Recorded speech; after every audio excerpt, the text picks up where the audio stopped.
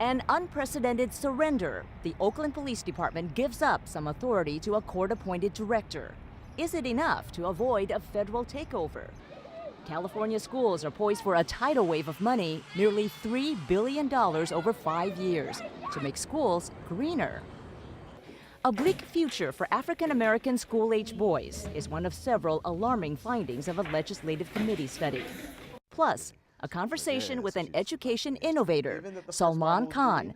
He's on a mission to bring a free world-class education to anyone, anywhere. But it's really about the student taking ownership of their own learning, which is coming up next. far more important skill.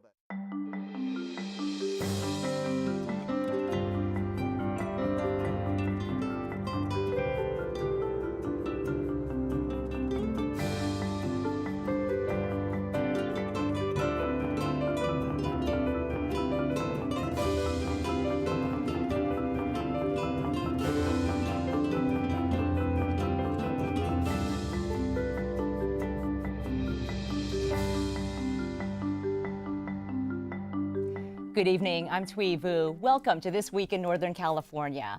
Big news today from the U.S. Supreme Court on gay marriage. Before we get to our other topics, we'll briefly discuss that with our panelists. Joining me tonight are Jill Tucker, San Francisco Chronicle education reporter, Mathai Kuruvilla, also with the San Francisco Chronicle, and Paul Rogers with the San Jose Mercury News. Well, the High Court announced it will review Proposition 8, California's ban on same-sex marriage, and the Federal Defense of Marriage Act. And Paul, we'll begin with you.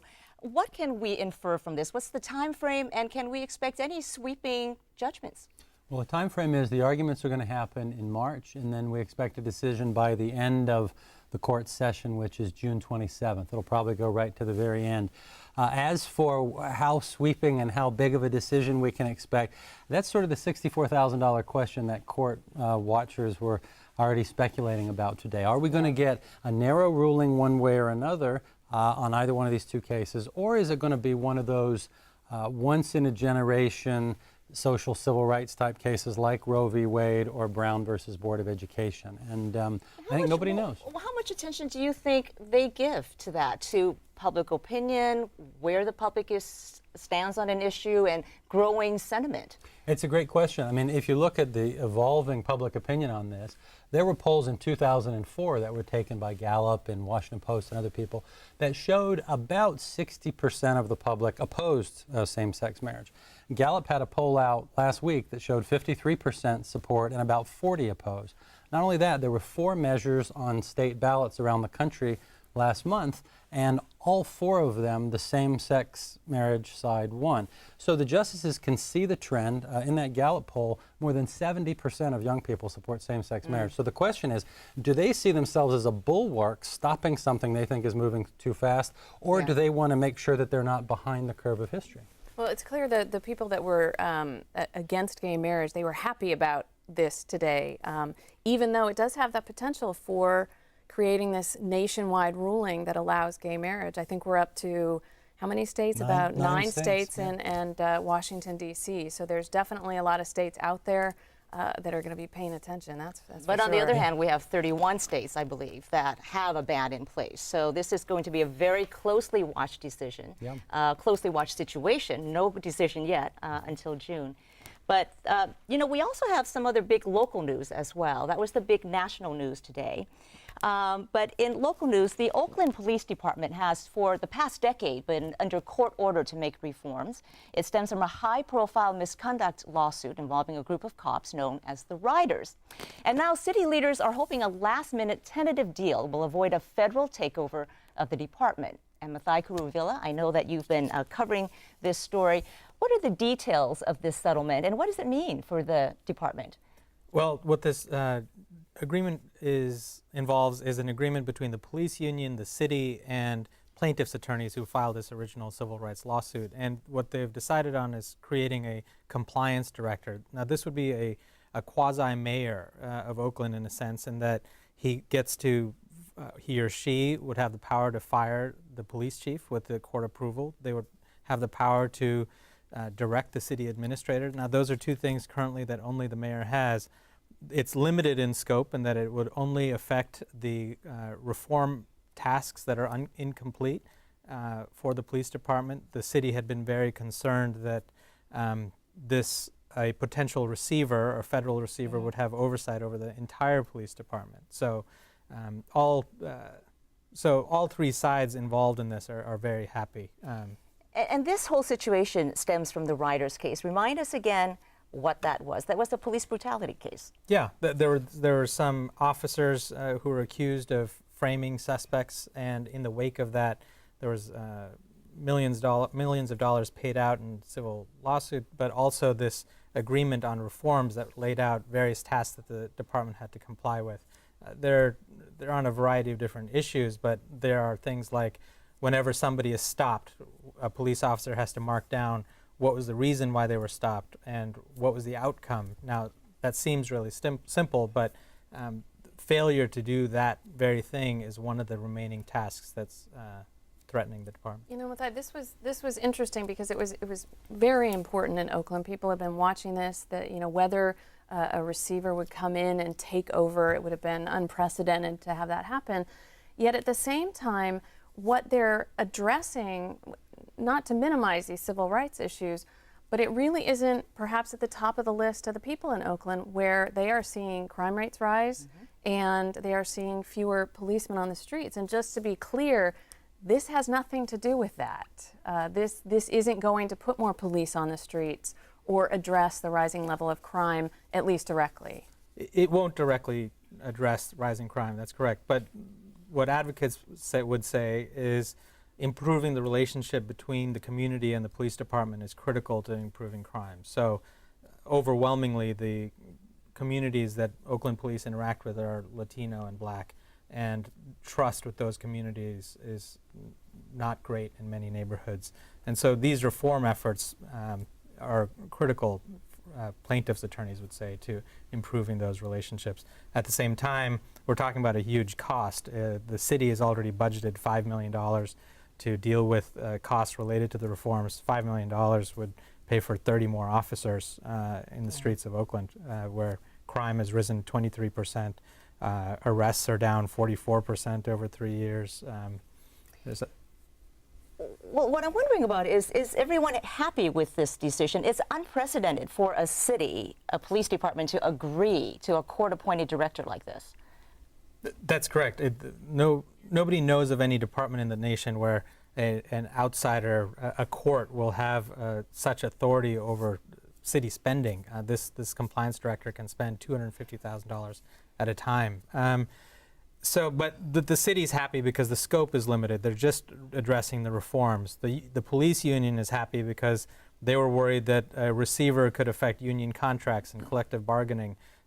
They now have a seat at the table. Plaintiffs' attorneys are happy because now they have an enforcer who's within the department who will make sure these reforms go forward. Before, plaintiffs' attorneys would give advice. They would suggest solutions, but they didn't have any way to make them happen. This gives each of the three groups a piece of a say in the matter. So what happens next? A hearing on Thursday? Yeah. With Judge Henderson? Yes. And at that point, he'll decide whether to approve the settlement or do something else.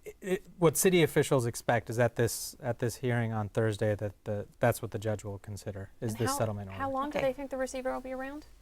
At least a year. At least a year. Yeah. Okay. All right. Well, Mathai, thank you. I know you continue to stay on it and be at the hearing on Thursday. Thank you so much. Well, moving from crime to education, major plans are in the works to make California schools more green. It's all made possible by voters who passed Proposition 39 last month. It's expected to generate billions of dollars. It closes a tax loophole for out-of-state corporations and requires that half the money be spent on improving energy efficiency in schools and public buildings. And Paul Rogers, what kinds of improvements would be made to the schools, and what would this mean for them? Now, these are the kind of things that aren't particularly sexy, like when you see people hold press conferences because they put big new solar arrays on school buildings and things. This is the much more mundane stuff, like new insulation, double pane windows, switches so that the lights go out when you go out of the building. And what's interesting, if you talk to engineers and energy experts who really study this stuff is you get a lot more bang for your buck when you spend those bucks doing energy efficiency rather than doing these big elaborate renewable projects. You know, it doesn't make sense to take a school building which is old with drafty windows and put $1 million solar array on the top, because whatever electricity you generate, you're then going to basically waste because you're leaking power out the windows. And I would just say that Prop 39 is the most important ballot question on California's ballot that nobody paid attention to. Yeah. It passed by 20 points. Most people couldn't explain what it did. But this money it's putting in is $2.75 billion in new money over the next 5 years to retrofit school buildings. That is as much money nearly as the stem cell bond that we did in 2004, which was $3 billion. Arnold Schwarzenegger's Million Solar Roofs, which was $3 billion. Nothing like it has ever been done on this scale in any state in the country. Well, let me ask you this. How much are California schools currently spending on energy costs, and how much will this likely save them in the long run? Again, it's a huge number. California schools spend more money on utility bills than any other cost other than the labor cost, paying teachers and other officials. And nationwide, we spend $8 billion with a B on utilities at public schools. So if you could save 25% on your PG&E bill, which is quite easy by doing these fairly boring, mundane things, nationwide, that is a $2 billion savings. That's serious money. That would buy 40 million new textbooks. Wow. And the thing is, not only that, but when you make that savings, the schools see their power bills go down, they can then spend that extra money on the schools. And so Tom Steyer, who's a billionaire hedge fund manager here in San Francisco who put up $30 million to bankroll this, he is very interested in the math of energy efficiency. He gives a lot of money to engineers at Stanford to study it. He's funded similar things. And he believes it's sort of a double-edged win, that you save money for the schools, giving them more money, but you also reduce smog and greenhouse gases because you're burning less fossil fuel to heat or cool the schools.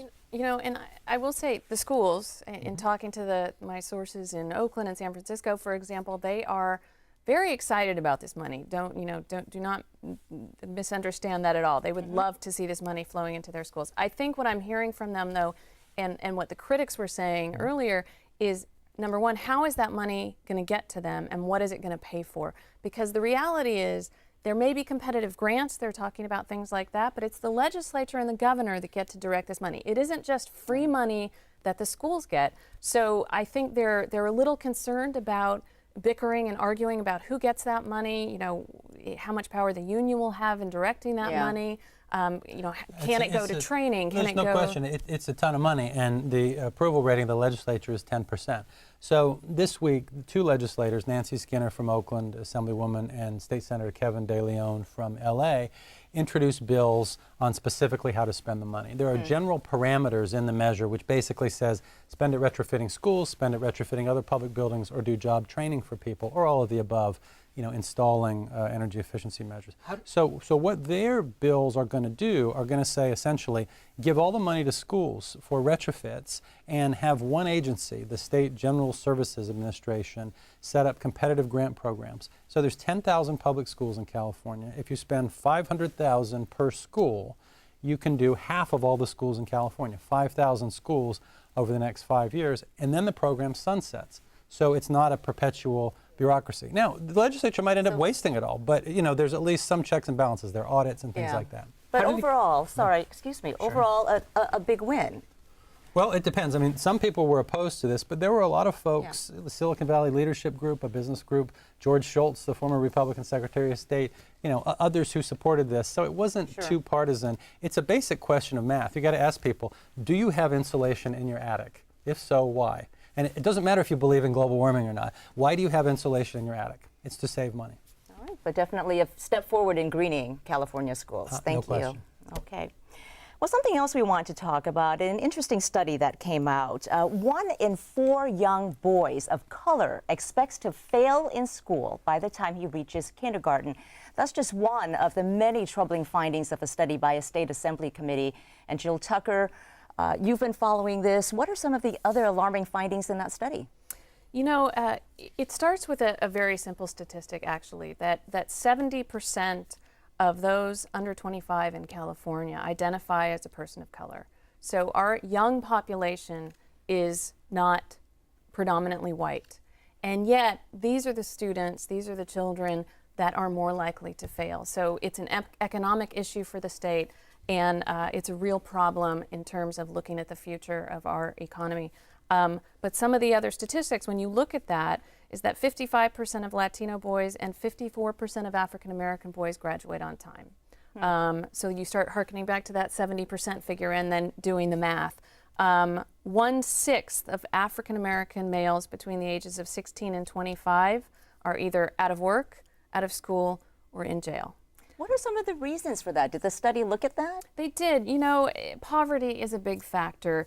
Many of these children experience huge amounts and repetitive amounts of trauma. And I can hear the viewers out there, I can hear them yelling into their TV sets that it's parenting, right? It's the absent fathers, it's the absent parents in general, and that those caring environments. But I think what this study is doing is it's really looking at what the reality is. The causes are a problem: poverty, trauma. Fixing those is difficult. You have to lower crime, right? You have to get people jobs so that they get out of poverty. But what this report is looking at very specifically is a small subset of our society, young men and boys of color specifically, and what their circumstances are, what their status is, and what it is that the legislature, communities, schools, our health system need to do to address the issues that these men and boys are facing. Because when they suffer, it really affects all of us in terms of long-term productivity, the kinds of state services they need, local services, and we all fund that as taxpayers. I think we all have a stake. Did the study talk about any possible solutions? Are there any models that they cite as good examples of programs for young people? They cited programs across the state, many of them actually in the Bay Area and specifically in Oakland, where Oakland is already addressing, especially the school system, looking at this as a holistic issue facing these. They have they're focusing very specifically on African American boys, and they've created the Office of African American Male Achievement.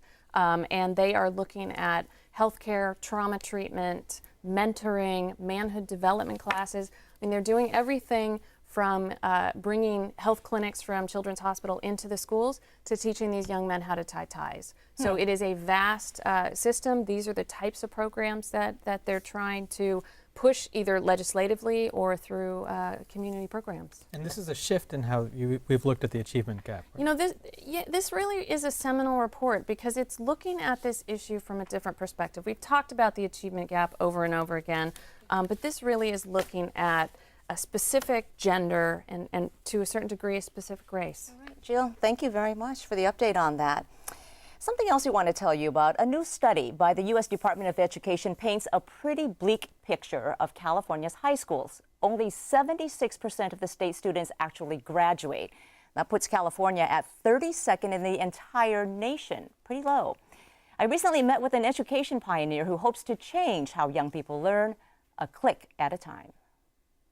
6 million students around the world and counting know his voice and drawing style. If you get 2 green marbles, then you are going to win. But not everyone knows his face. Or we could write this as Sal Khan is the founder of the Khan Academy and the man behind simple but effective video lessons about a wide range of topics, from probability to the fiscal cliff. we are cutting on the order of $100 billion in government expenditures. Khan started out teaching his cousin math over a webcam. When he posted his videos on YouTube, they caught on like wildfire.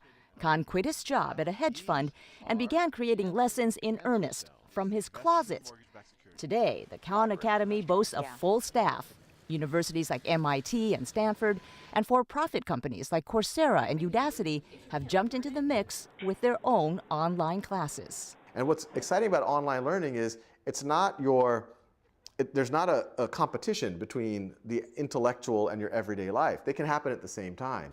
Khan's vision: anyone can watch his videos anywhere for free at their own pace. His program and ideas are now being used by school districts from East Palo Alto to Los Angeles. You specialize in online lessons, so some people might find it surprising that you're partnering with brick and mortar schools. Why did you decide to do that?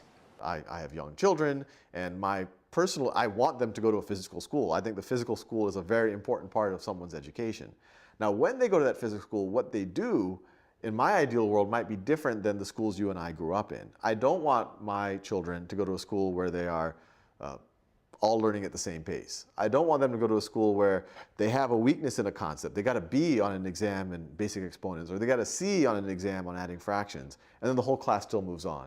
So is that your criticism of the way traditional education works today, that everyone is stuck in the same mode regardless of whether they're learning at a different pace? In the schools you and I went to, we take a math exam, you get a B+, that's considered a good grade. But that means that you had some gaps in your knowledge. And it could be in something very foundational, like adding negative numbers or multiplying fractions. And then later, that gap's only going to grow and grow and grow. And by the time you get to algebra, you're going to have trouble doing the algebra because you didn't know how to do a specific case of your pre-algebra work. And that's essentially what's happening. And in a big, diverse state like California, where there's a myriad of issues, bad funding problems, a large population of limited English speakers, how do online lessons address that? We've actually translated our entire library of videos into Spanish, Portuguese, Hindi, Russian, Arabic. I could keep going down and down the list. And we have a lot more to do to localize the site. We are seeing teachers throughout the state and throughout the country, throughout the world, saying, at minimum, look, here's a resource for you. Your parents can't afford tutoring? This is free. You have a new book out, The One World Schoolhouse, and you write about your vision for the future of education. Can you paint that picture for us? You can have multiple teachers teaching together. You can have multi-age classrooms. I imagine a classroom looking very much like our offices here, kind of an open, inspirational space.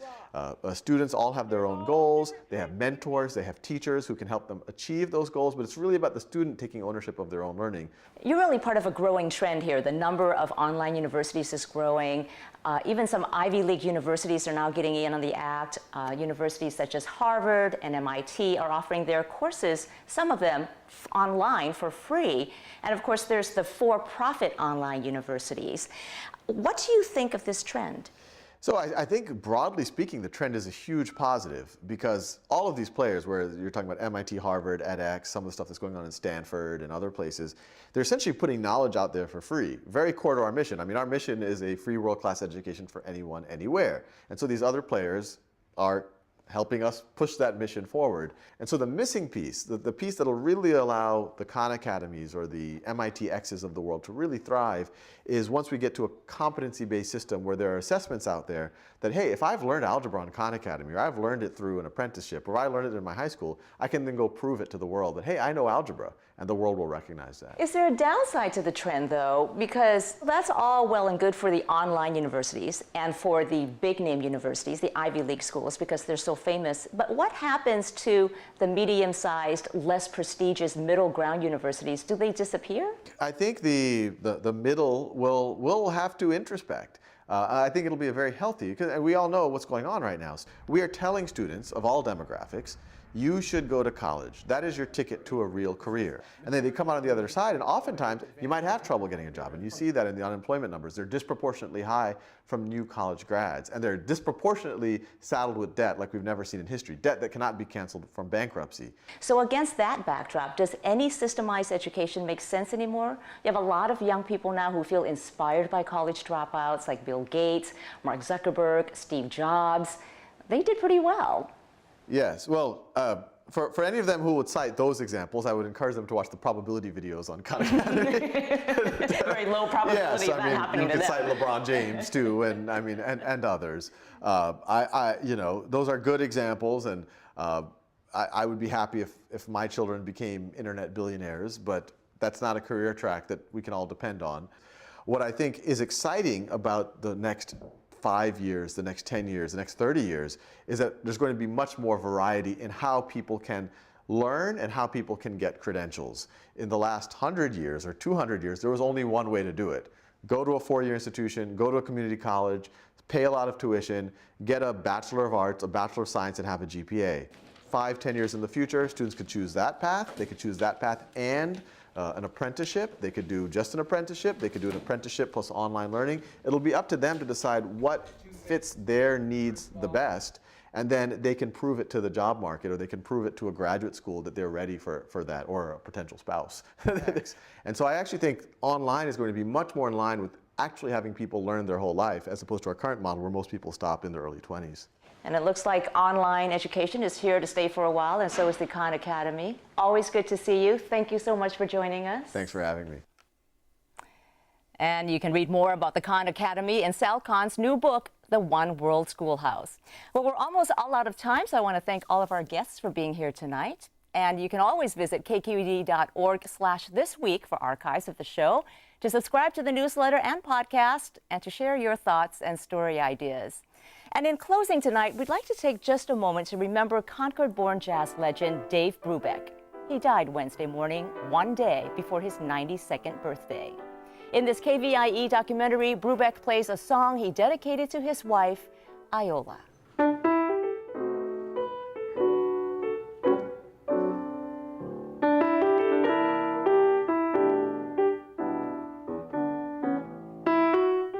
Dave Brubeck, a legend who always proudly called the Bay Area home.